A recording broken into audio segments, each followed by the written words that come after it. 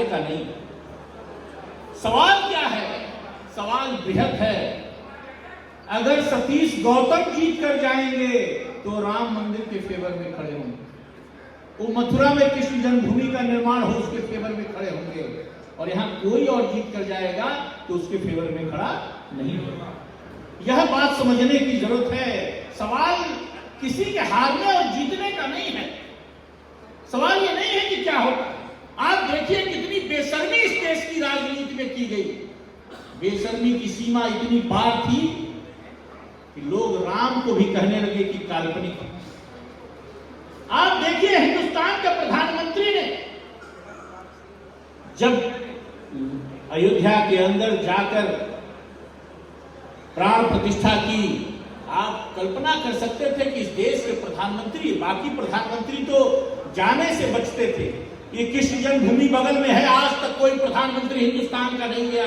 पहले प्रधानमंत्री नरेंद्र मोदी थे जो कृष्ण जन्मभूमि में जाकर और अयोध्या में जाकर कहा कि राम इस देश की आस्था है, राम इस देश का आधार है, राम इस देश का विचार है, राम इस देश का विधान है, राम इस देश की प्रतिष्ठा है, राम इस देश का प्रताप है, राम इस देश की चिंतन है, राम इस देश की चेतना है।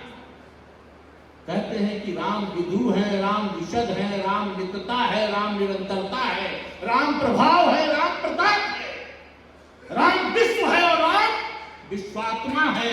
यह कहने की क्षमता, यह कहने की क्षमता किसी के अंदर है तो हिंदुस्तान के प्रधानमंत्री नरेंद्र मोदी के अंदर है, और वो क्षमता उनको देने वाला कोई है तो ये सतीश गौतम नाम के फूल की कड़ी देने वाले नहीं।